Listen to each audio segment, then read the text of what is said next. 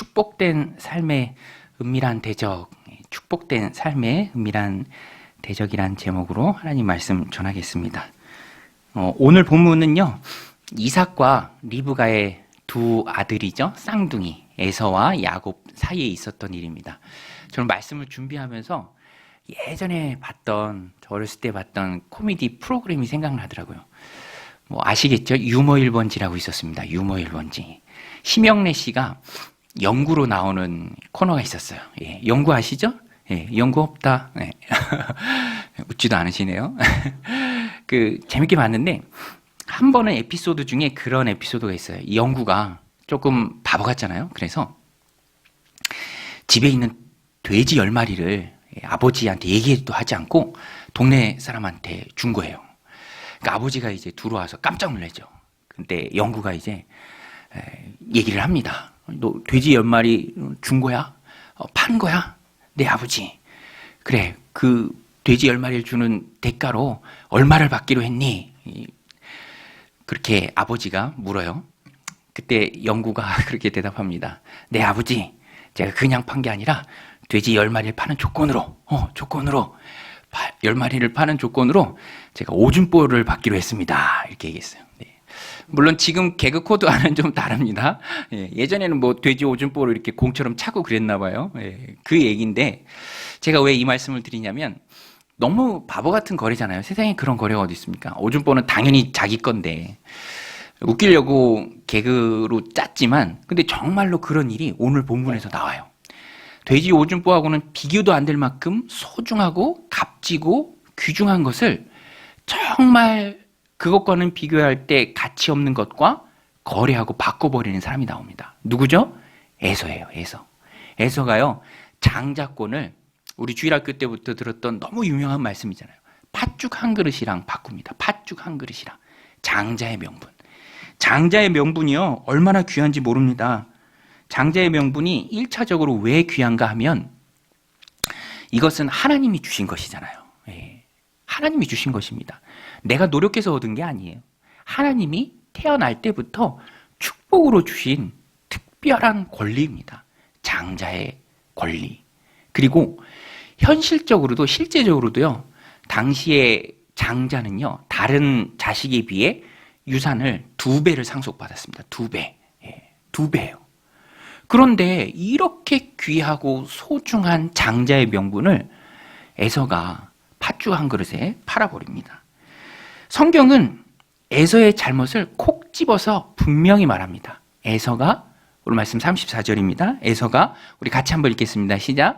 야곱이 떡과 팥죽을 에서에게 주매 에서가 먹으며 마시고 일어나 갔으니 에서가 장자의 명분을 가볍게 여김이었더라. 에서가 장자의 명분을 어떻게 여겼죠? 가볍게, 대수롭지 않게, 중요하지 않게. 성경은 그의 잘못을 분명히 말씀하고 있습니다. 에서가 잘못한 거예요. 왜 에서는 그토록 소중한 하나님이 날 때부터 주신 축복이잖아요. 그 축복을 왜 이렇게 가볍게 여겼을까? 물론 에서가 장자의 명분을 팥죽 한 그릇에 팔 수 없다라는 것은 알고 있었어요. 그리고 그 효력이 없다라는 것은 이미 에서 자신도 알죠. 그렇지만 중요한 것은 에서가 장자의 명분을 대수롭지 않게 가볍게 여긴 것은 맞습니다. 그리고 성경은 그것을 잘못으로 찝어서 우리에게 말해주고 있습니다. 어리석은 결정을 에서가 했죠. 사람은요, 신자와 불신자를 막론하고 이 땅을 살아가면서 여러 가지 중요한 결정을 해야 할 때가 참으로 많이 있습니다. 여러분 동의하시죠? 중요한 결정을 해야 될 때가 많이 있습니다. 어떠한 결정을 하느냐에 따라서 그 이후에 내 삶이 여전히 하나님 주신 축복 가운데 머무를 수도 있고요. 에서가 그랬던 것처럼 받았던 장자의 명분을 계속 가지고 있을 수도 있었던 것처럼 그렇게 할 수도 있고요. 또 반대로 어리석게 결정하면 그 한 번의 결정 때문에 주어진 축복을 걷어찰 수도 있다라는 것입니다. 오늘 말씀의 제목이 축복된 삶의 은밀한 대적이에요. 축복된 삶을 살지 못하게 하는 어리석은 결정을 하게 하고 바보 같은 결정을 하게 하는 것들이 있습니다. 오늘 말씀을 통해서 에서의 모습을 살펴보면서 우리가 하나님 주신 삶을 살아갈 때 축복된 삶을 누리고 하나님 주신 축복을 받아 누리는 그 삶을 살아가기 위해 무엇을 조심해야 할지 같이 한번 살펴보겠습니다. 첫 번째는 에서는요, 장자권에 대해서 안일한 마음을 좀 가졌어요. 안일한 마음. 안일한 마음이 뭐냐면, 이거야 뭐 내 건데, 원래 나에게 주어진 것인데, 그리고 아버지가 나를 그토록 사랑하시는데, 내가 사냥한 짐승으로 요리해드리면 아버지가 얼마나 좋아하시는데, 실제로 야곱의 가정, 이 에서와 야곱의 가정에는 편애가 있었어요. 이삭은요, 아버지 이삭은 에서를 더 사랑했고요. 어머니 이 리브가는 야곱을 더 사랑했습니다. 그러면 안 되는데 애초에 그 가정에 편애가 있었죠. 그래서 에서는 아마도 그 마음 가운데 안일한 마음, 아버지가 나를 지지해주고 당연히 내가 먼저 태어났고 그러면서 그 장자의 명분에 대한 그런 안일한 마음이 있었던 것입니다. 어차피 내 것인데, 그러니까 그것을 하나님이 주신 귀한 축복이다라고 느끼기보다는 당연시 여겼고, 그래서 감사도 줄었죠. 감사도 없었습니다. 그래서 팥죽 하나에, 팥죽 한 그릇의 거래 대상으로 삼았다라는 것입니다. 물론 제안은 야곱이 먼저 했죠. 그러나 여러분 한번 생각해 보세요. 누군가 이상한 행동으로 제안을 해옵니다. 이상한 제안을 해와요. 그러면 그것을 우리가 어떻게 해야죠? 이상한 제안을 하면 그것을 거기에 넘어가야 합니까? 아니면 그냥 뿌리쳐야 합니까? 물어볼 것도 없죠. 당연히 뿌리쳐야죠. 이상한 제안을 한다면 당연히 그것은 뿌리쳐야죠. 이상한 제안에 넘어가 버리면 그 사람이 잘못한 거예요.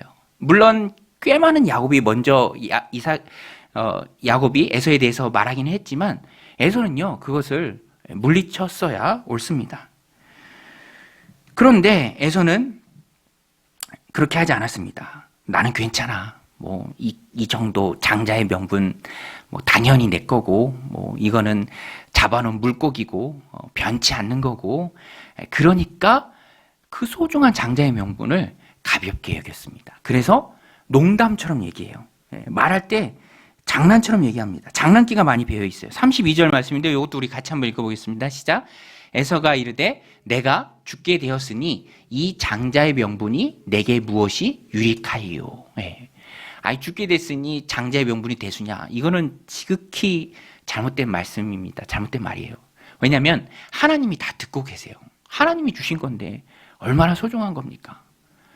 여러분, 제가 목사인데 하나님이 주신 이 목사의 직분을 되게 가볍게 여긴다면, 그러면 하나님이 어떻게 생각하시겠어요? 하나님이 주신 귀한 강동 정윤교회고 또 귀한 성도님들인데 그거를 막 가볍게 여긴다면 그거는 하나님 앞에 큰 잘못이죠. 에서도 똑같습니다. 하나님에 대해서 오해하고 있어요. 한번 주면 계속 하나님께서 주시는 줄 압니다. 그런데 여러분, 그렇지 않아요. 제가 보니까 하나님은요, 옮기시기도 하는 분입니다. 달아봐서 함량미달이라면 주었던 축복도 바꾸시는 분이에요. 촛대를 옮기시는 분입니다.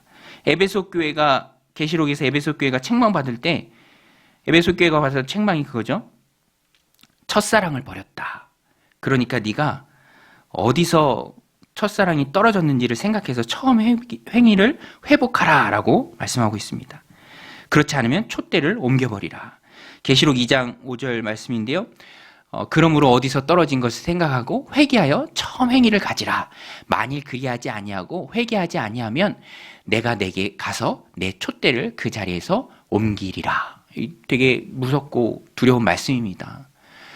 여러분, 하나님이 우리에게 부어주신 축복이 참 많이 있습니다. 그러나 이후에 내 삶 가운데 그 축복에 합당하지 않은 삶이 있다면 하나님은 언제든지 그것을 빼앗아서 다른 사람에게 주실 수 있는 분이세요.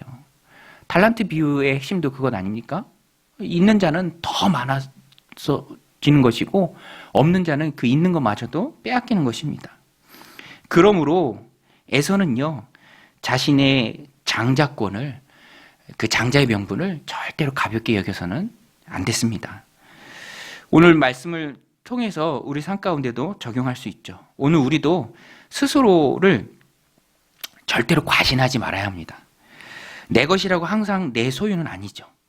제 목회자 컨퍼런스 갔을 때 그 강의해 주셨던 목사님이 영국 유학 갔을 때 그런 일이 있었다라고 고백을 해주세요. 이 아내에 대해서 좀 많이 푸시도 하고 막 이렇게 몰아세우기도 하고 막 바꾸려고 하기도 하고 막 그랬대요. 근데 어느 순간 아내가 그 영국 유학하는 가운데 그렇게 얘기했대요. 당신 그렇게 잘났으니까 혼자서 다 잘해보시라. 나는 애들 데리고 한국으로 가겠다. 근데 그 순간 목사님이 충격을 받은 거예요. 항상 내 옆에 있고 날 늘 지켜줄 것 같지만 그렇던 아내이지만 그렇지 않을 수도 있다라는 것이죠. 오늘 에서도 장자의 명분을 소중히 여겼어야 했습니다. 한번 자신에게 주어진 것이라고 그것이 영원히 자식 것이라는 것은 자신의 착각이죠. 자신감만 충만하면 언젠가는 넘어질 수 있다라는 것입니다. 요즘 새벽마다 묵상하는 사사기 말씀이 있죠. 사사기 4장에 보면 가나안 왕 야빈의 군대 장관 시스라가 나옵니다. 그런데 큐티 이 본문 보시면 아시겠지만 시스라를 설명할 때 항상 같이 나오는 말이 철병거예요. 철병거. 철병거 900대. 시스라에게는 철병거 900대가 있었더라. 그래서 시스라는 항상 철병거를 의지했습니다. 자신의 권력이고 자신의 힘이었어요. 그런데 오늘 본문이었죠. 시스라가 성경은 콕 집어서 말합니다. 자신이 그토록 의지하던 철병거에서 내려와서 걸어서 도망하다가 또 군인도 아닌 장수도 아닌 한 여인 야엘의 손에 의해서 죽게 됩니다. 이것을 보면서 우리가 깨닫는 게 있죠. 철병거는 절대로 의지할 대상이 아니다라는 것입니다. 누가복음 12장에도 비슷한 말씀이 나옵니다. 어리석은 부자죠. 부자가 밭에 소출이 많았습니다. 그래서 밭에 소출이 많으니까 걱정이에요. 돈이 많아서 걱정입니다. 그래서 곡간을 헐고 더 크게 짓고 인생 창고를 지어요. 그리고 그 안에다가 다 채워넣습니다. 가진 것을 다 채워넣어요. 그리고 부자가 스스로에게 말합니다. 야, 이제부터 쓸 것이 많으니 평안하라. 여러 해 마실 것, 먹을 것 넘치게 쌓아놨으니까 내 영혼아 평안하라 라고 말합니다. 그때 하나님께서 그렇게 창고를 의지하는 그 어리석은 부자에게 어리석다라고 말씀하시죠. 어리석다. 누가복음 12장 20절에 보면 하나님은 이르시되 어리석은 자여 오늘 밤에 내 영혼을 도로 찾으리니 그러면 내 준비한 것이 누구의 것이 되겠느냐 하셨으니. 우리가 의지해야 할 분은 하나님밖에 없는 줄로 믿습니다. 하나님 한 분만 꼭 의지하고 꼭 붙드는 저 여러분들이 다 되시길 바랍니다. 자신을 과신하지 말고 주어진 것이라고 늘 자신에게 있을 것이라는 착각을 다 버리고 하나님 한 분만 꼭 의지해야죠. 세상의 것이 그것이 무엇이 되었든지 그것은 절대로 자랑할 만한 것이 못 됩니다. 저도요, 건강을 간혹 자랑할 때가 있는데 자랑하지 못할 게 참 건강이다라는 것을 때때로 느끼죠. 저도 환절기가 되면 기침도 나고 그러는데 그때마다 겸손해지죠. 얼마 전에도 기침이 나서 또 요새 기침하면 얼마나 눈총을 받습니까? 그런데 딱 감사하게도 하나님께서 이틀만 딱 기침하게 해주셔서 또 설교하거나 이렇게 대화하는데 어려움이 없게 해주셔서 참 감사했습니다. 그만큼 건강도 자랑할 게 못 됩니다. 내 건강도 의지할 게 절대로 못 되죠. 자녀도 그래요. 자녀의 건강도 하나님밖에 의지할 게 없죠.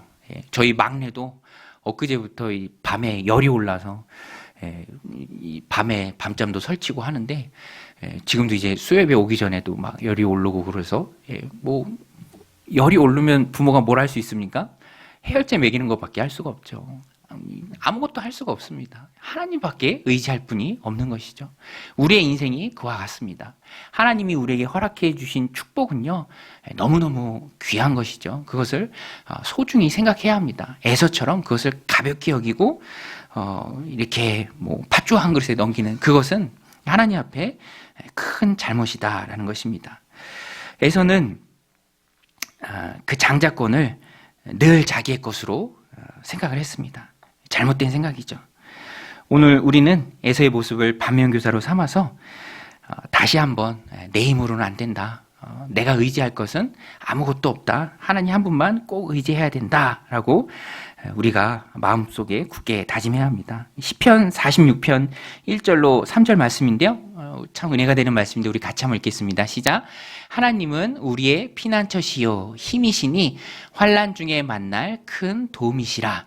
그러므로 땅이 변하든지 산이 흔들려 바다 가운데 빠지든지 바닷물이 솟아나고 뛰놀든지 그것이 넘침으로 산이 흔들릴지라도 우리는 두려워하지 아니하리로다. 셀라.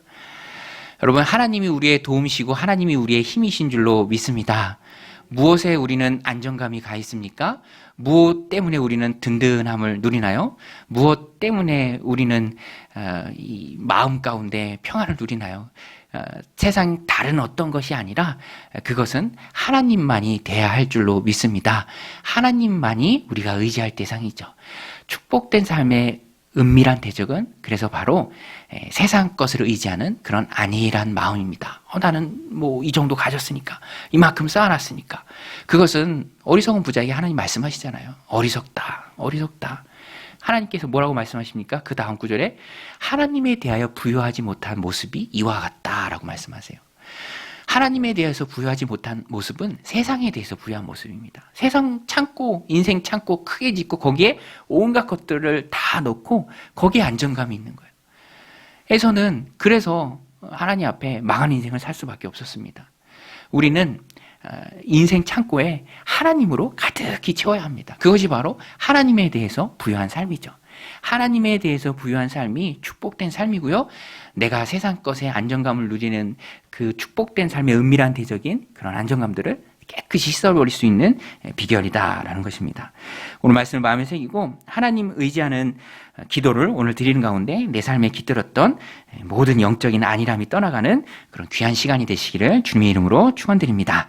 두 번째 축복된 삶의 은밀한 대적은 육신의 소욕의 지배를 당하는 것입니다.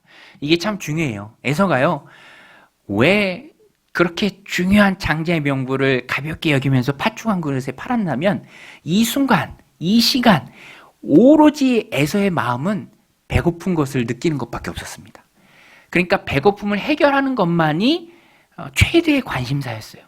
신앙, 하나님 주신 축복, 영적으로 기다리는 것, 하나님 앞에 좀 영적인 모습, 그런 것들은 아무것도 없었어요. 그냥 밖에서 힘들게 사냥하다 와서 허기지고 배가 고파서 어쩔 줄 몰라 합니다. 육신의 소욕이 에서를 온전히 사로잡았다라는 것입니다. 그러니까 판단력을 상실한 것이죠. 우리 29절 30절인데요. 같이 한번 읽겠습니다. 시작. 야곱이 죽을 쏘았더니 에서가 들에서 돌아와 심히 피곤하여 야곱에게 이르되 내가 피곤하니 그 붉은 것을 내게 먹게 하라 한지라. 이러므로 에서의 별명은 에돔이더라.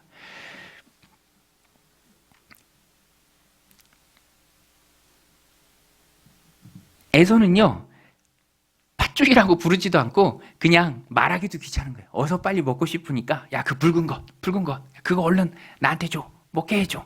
그러니까 에서는 거기에 딱 꽂혀 있었습니다. 배고픈 것밖에 느끼지 못해요. 육신적 소욕을 채우는 것밖에 그에게 지금 이 순간 중요한 건 없습니다. 그런데 여러분, 이때가 조심해야 될 때입니다. 이때가 조심해야 될 때예요. 언제가 조심해야 될 때입니까? 육신의 소욕이 나를 온전히 지배할 때. 육신의 소욕에 쫓겨서 앞이 보이질 않아요. 하나님의 음성도 들리지 않습니다. 그때가 바로 조심해야 할 때이죠. 영적인 눈이 가려워지는 때이기 때문입니다. 사울왕이 그랬죠. 처음에는 사울왕이 겸손하고 괜찮았는데요. 언제 정신이 확 돌아버리냐면 여인들이 노래를 부를 때.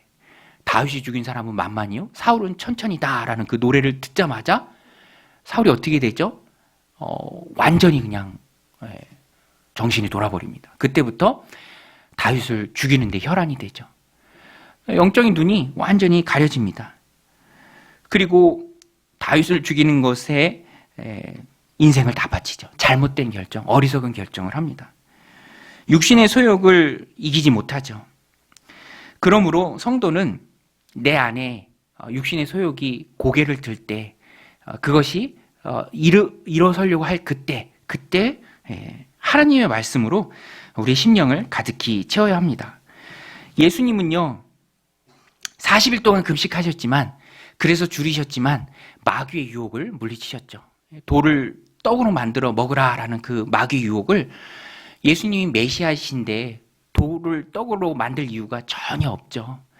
그리고 예수님은 이미 심령 안에 하나님의 말씀으로 가득 차 있었습니다. 그래서 마귀가 유혹해 올 때도 하나님의 말씀으로 그 마귀 유혹을 물리치죠. 마태복음 4장 4절인데요. 우리 같이 한번 읽겠습니다. 시작.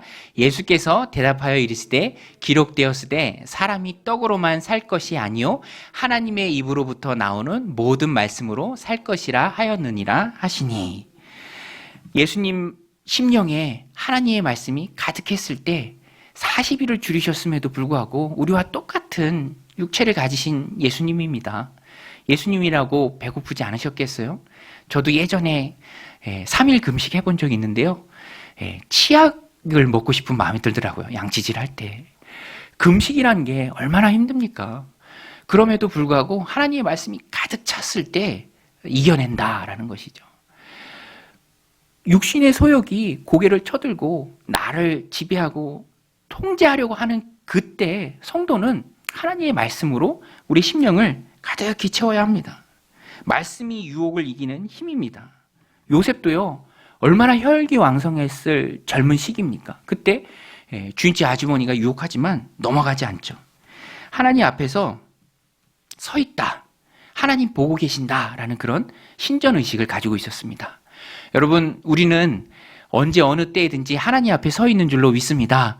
그러니까 하나님 다 보고 계신다라는 생각을 늘 가지고 있어야죠. 그래서 요셉은 그 유혹 앞에서도 말합니다. 내가 어떻게 하나님께 득제하리까? 창세기 39장 9절 말씀인데요. 이 집에는 나보다 큰 이가 없으며 주인이 아무것도 내게 금하지 아니하였어도 금한 것은 당신뿐이니 당신은 그의 아내임이라. 그런즉 내가 어찌 큰 악을 행하여 하나님께 죄를 지으리까? 요셉은요, 사람들이 이 서로 간에 죄를 짓는다, 누가 누군가에게 죄를 짓는다, 그렇게 단순하게 생각하지 않았어요. 요셉은 사람 사이에서 죄를 짓는 것이 아니라 하나님을 믿는 내가 죄를 지으면 그것이 하나님께 죄를 짓는다라고 생각했죠. 하나님께 죄를 지으리까라고 그래서 요셉은 고백했습니다. 하나님 앞에서의 삶을 요셉이 살았습니다. 하나님 생각으로 요셉이 가득했죠. 그러니까 잘못된 결정을 내리지 않았어요. 축복된 삶을 걷어차지 않았습니다. 오늘 우리도 하나님의 말씀으로 우리의 삶을 가득히 채워야 할 줄로 믿습니다. 하나님의 말씀이 우리 안에 가득 차면 언제고 오는 그런 모든 유혹들을 우리가 이겨낼 수 있습니다. 오늘 에서는요, 어디에서도 하나님 생각이 없습니다.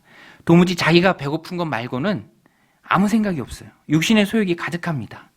자기만 생각합니다. 그 배고픔은 다른 것으로 채울 수도 있죠. 그리고 그것을 위해서 꼭 장자의 명분과 바꿀 필요가 없습니다. 육신의 소욕에 판단력이 흐려졌고 마음을 빼앗겼기 때문에 어리석게 결정하는 것입니다. 오늘 하나님의 백성된 우리도 이 땅을 살아가면서 하나님 주신 귀한 축복을 지속적으로 누리고자 한다면 하나님의 말씀에 근거해서 무엇이든지 결정해야 될 줄로 믿습니다. 그 결정이 하나님 주신 축복을 지속적으로 우리들 삶 가운데 주는 것이죠. 축복된 삶은 하나님 생각으로, 하나님이 주시는 선한 것들로, 하나님의 말씀으로 내 삶을, 내 심령을, 내 주변을 가득 채울 때 그때 지속적으로 우리에게 주어집니다. 저도요, 어떤 목사님이 권면하셔서 감사일기를 쓰고 있는데 목사님이 저한테 한 100번 정도 목표를 삼으라 그랬어요. 100번. 그럼 100일간 쓰는 거죠. 100일간. 오감일기라고 합니다. 오감일기. 5가지 감사, 그리고 내일의 기도 1가지. 그런데 제가 오늘로 딱 10번째 썼어요. 10번째. 그런데 이걸 쓰면서 좋은 점이 뭐냐면 내 삶 가운데 하나님 생각으로 가득 찹니다. 하나님 생각으로 가득 차요. 하나님이 내 삶을 지키고 계시는구나. 하나님 내 삶을 꼭 붙들어 주시는구나. 새벽부터 밤늦게까지 잠들 때에도 하나님 내 삶을 지켜주시는구나. 그런 감사를 내가 찾을 수 있고 고백할 수 있고 경험하는 것을 내 스스로 쓰니까 여기서 얻는 유익이 너무 크죠. 하나님이 우리를 밤에 잘 때에도 지켜주실 줄로 믿습니다. 저희 막내도 괜찮다가 새벽에 갑자기 열이 나는 거예요. 또 하나님이 이렇게 깨워주셔서 그 열 나는 것도 알게 하고 또 해열제도 먹이게 하시고 우리의 삶을 감사일기를 써보면서 되짚어보면 어느 것 하나도 은혜가 아닌 게 없죠. 우리의 삶을 하나님의 말씀으로, 하나님의 선한 생각들로, 하나님의 선한 성품으로 가득히 채워야 합니다. 그럴 때 때때로 오는 유혹도 이겨낼 수 있고요. 삶의 중요한 결정들도 하나님 편에서 하나님 기뻐하시는 귀한 결정을 내가 할 수 있다라는 것입니다. 그때 축복된 삶을 계속해서 살아나갈 수 있는 것이죠. 우리 안에 무엇이 채워져 있느냐가 중요합니다. 여러분, 기독교는요, 채우는 이 진리인 줄로 믿습니다. 채우는 거예요. 비우는 게 아니라 하나님의 말씀으로 가득히 채우는 겁니다. 제가 전에 책에서 읽은 이야기인데 잊혀지지 않는 이야기입니다. 재밌는 이야기인데 이 알코올 중독자인 어떤 분이 치료소에서 한동안 치료를 받고 이제 퇴소하는 길이에요. 그런데 딱 맞은편에 뭐가 있죠? 술집이 있습니다. 얼마나 유혹이 심하겠어요. 안 돼, 안 돼. 스스로 막 이 마음속으로 자기에게 막 얘기를 하지만 안 되는 줄 알면서도 몸은 가고 있는 거예요. 그런데 딱 그 맞은편에 미국은 우유 뷔페집이라는 게 있나 봐요. 우유 뷔페집. 한 $3 정도만 내면 마음껏 우유를 마실 수 있는 우유 뷔페집. 저도 한번 가보고 싶네요. 초코우유, 딸기우유, 뭐 다양한 우유가 있나 보죠. 거기로 그냥 뛰어들어갔대요. 그리고 열심히 우유를 퍼마셨답니다. 우유로 가득히 채우니까 건들기만 해도 우유가 나올 정도로 채워지니까 그 다음부터는 술의 유혹이 싹 달아나는 거죠. 술 생각이 싹 달아나는 것이죠. 여러분, 하나님의 말씀으로, 하나님의 선한 것들로, 성경 말씀으로 우리의 삶을 가득히 채울 때 세상의 모든 유혹을 우리가 이겨낼 줄로 믿습니다. 오늘 말씀을 마음에 새기고 하나님의 말씀으로 우리의 심령에 가득히 채우는 저 여러분들이 다 되시길 바랍니다. 다윗의 고백처럼 우리의 마음은 이미 하나님께 확정되었고 또 확정되었습니다. 오늘 말씀 시편 57편 말씀인데요. 우리 같이 한번 읽겠습니다. 시작. 하나님이여, 내 마음이 확정되었고 내 마음이 확정되었사오니 내가 노래하고 내가 찬송하리이다. 우리 같이 아까 불렀던 찬양인데요. 모든 상황 속에서 우리 같이 가사를 생각하면서 함께 찬양하고 또 기도하도록 하겠습니다. 모든 상황 속에서, 모든 상황 속에서 주를 찬양할지라.